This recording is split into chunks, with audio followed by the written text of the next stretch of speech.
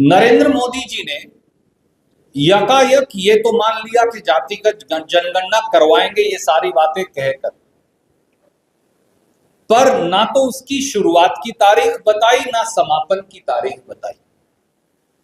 तो इसलिए एक शंका जरूर है कि कहीं जैसे पिछली बार बिहार की बोली लगाई थी 30,000, 40,000, 50,000, 60,000, 80,000, आए नहीं 8 रुपए में। वापस चुनाव होने के बाद 8 ही रुपए नहीं आए। तो कहीं ये भी एक शगुफा ना बना के छोड़ दिया जाए, गरीबों, दलितों, आदिवासियों, पिछड़ों के अधिकार के इस संग्राम को, सम्मान की इस धुरी को, अगर आप कार के हिसाब से बताऊं तो it's like an axle of the vehicle. इसको वो कहीं चुनावी शगुफा ना बना ले, इस बात की शंका जरूर सिर्फ कांग्रेस के लोगों के नहीं, हर गरीब, शोषित, वंचित, पिछड़े के मन में। सर दोनों का आ जाएगा एक एक करके। सर आपको लगता है कि क्या कांग्रेस ने बैकवर्ड लीडरशिप को आगे बढ़ने का मौका दिया है?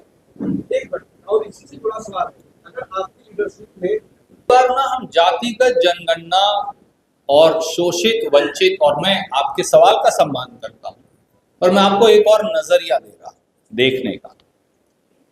कई बार हम एक या दो या चार व्यक्तियों से पूरे समाज के सामाजिक परिवर्तन के मुद्दे को जोड़कर देख लेते हैं और वो मुद्दा गौण हो जाता है।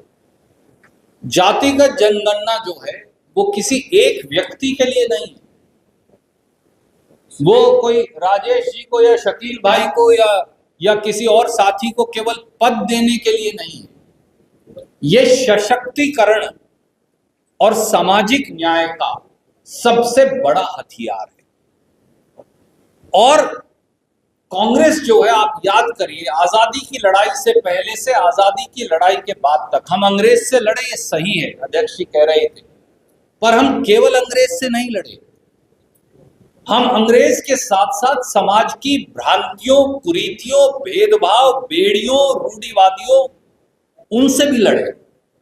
और हर बार हमने सामाजिक परिवर्तन के हम सूत्रधार बने।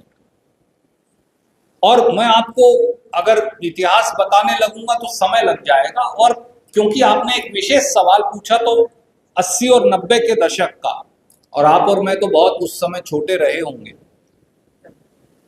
पर आप ये भूल जाते हैं, आपने एक बिहार का तो प्रश्न उठा लिया, पर आप ये भूल गए कि हिंदुस्तान के कितने ऐसे और प्रांत थे।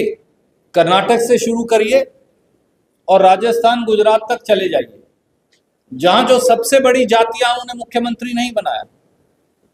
जो सबसे छोटी संख्या में जाति थी, दर्जे में कोई जाति छोटी नहीं होती, संख्या में जो सबसे छोटी जाति थी, उनके लोगों को अगर मुख्यमंत्री बनने का, देवराज अरस जी से शुरू करिए एक तरफ, और आप राजस्थान तक चले जाइए और गुजरात तक, ऐसे उत्तर प्रदेश तक आ जाइए, बहुत सारे साथियों को मौका मिला, पर वो नाकाफी है। मैं आपसे सहमत हूं,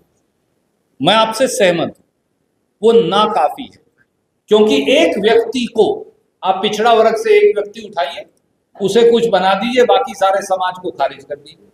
दलित से एक व्यक्ति उठाइए, उसे कुछ बना दीजिए, बाकी सारा समाज वहीं रह गया, कोई फायदा नहीं। जातिगत जनगणना एक्सरे है, अगला कदम जितनी आबादी उतना हक के आधार पर उनको सामाजिक न्याय, संसाधनों और सरकार में उनको भी न्याय देना, हिस्सेदारी देने की कवायद। Sir after him I will come back. उस वक्त लेकिन सरकार में तो आप ही थे ना, सरकार में तो आप कैसे कर रहे जो गलती हुई है, गलत आदि मैंने इसीलिए मैंने आपसे बिहार और तेलंगाना और कर्नाटक की जनगणना की व्यापक चर्चा यहाँ नहीं की। उसका कारण मैं आपको बताता हूँ क्यों नहीं की, बहुत सोच समझ के नहीं की।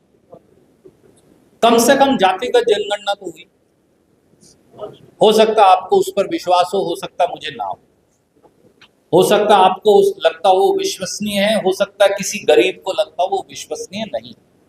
ऐसी अनेकों शिकायतें आई, कोई बात नहीं। मैं ये कह रहा हूं अब तो पूरे देश में जातिगत जनगणना होगी और कांग्रेस ने ये करवा रखी है 2011 में, बिहार से बहुत पहले करवा दी थी।